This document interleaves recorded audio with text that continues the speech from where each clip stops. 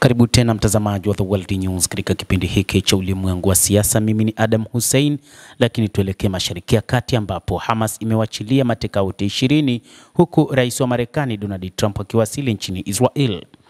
Kundi la wanamgambo la Hamas limekabidhi mateka 20 wa Israel kwa shirika la Msalaba Mwekundu katika makundi mawili tofauti kama sehemu ya makubaliano ya usitishaji mapigano katika eneo la ukanda wa Gaza.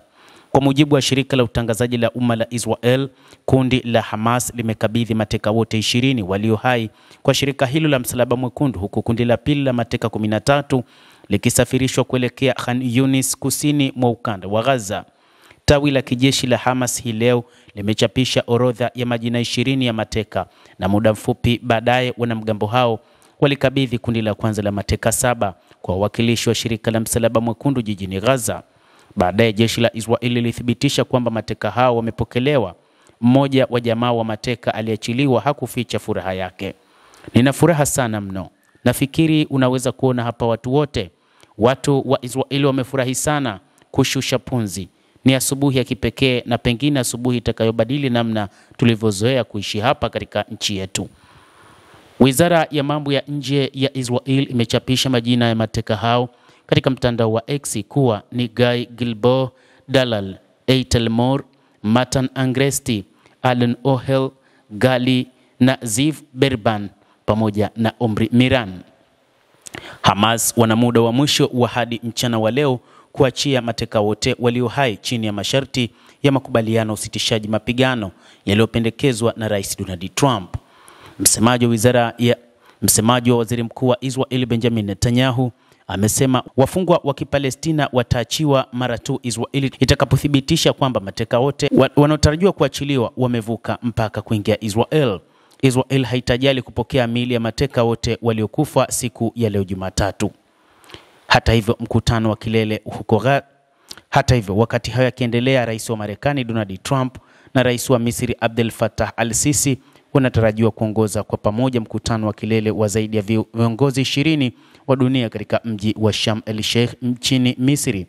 Rais Trump tayari amewasili Israel na amepokelewa katika uwanja wa ndege na waziri mkuu Benjamin Netanyahu pamoja na rais wa Israel Isaac Herzog kabla ya kuhutubia bunge la Israel Senate. Akijibu maswali ya waandishi wa habari wakati akiwa njiani, Trump ameeleza kwamba vita vimekwisha na anayo matumaini kwamba makubaliano ya kusitisha vita yatadumu. "Vita vimekwisha, vita imemalizika, mnaelewa hilo. Nafikiri makubaliano yatadumu. Nafikiri kwa nini yatadumu? Kwa sababu watu wamechoshwa na vita. Imekuwa karne, sio hivi karibuni. Imekuwa karne. Nafikiri watu wamechoka na makubaliano yatadumu," anasema rais wa Marekani Bwana Donald Trump.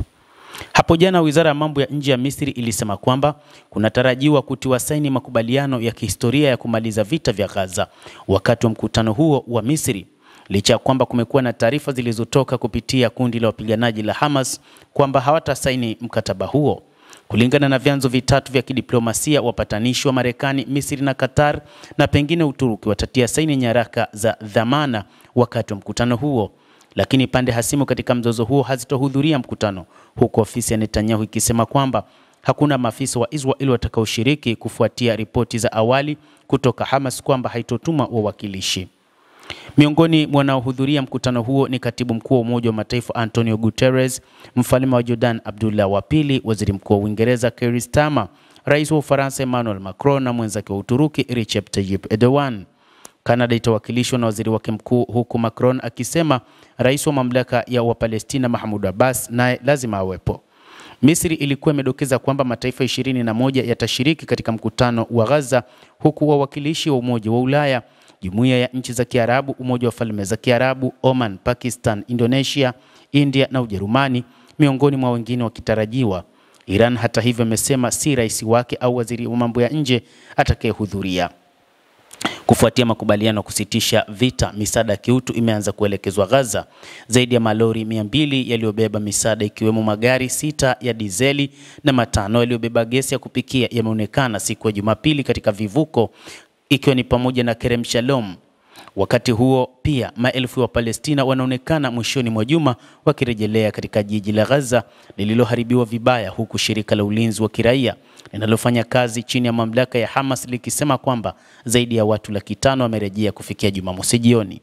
Endelea kutufuatilia mtazamaji, na usisahau kulike, kucomment, kadhalika na kusubscribe channel yetu hii ili upate habari hizi kwa mapana kupitia The World News. Naitwa Adam Hussein.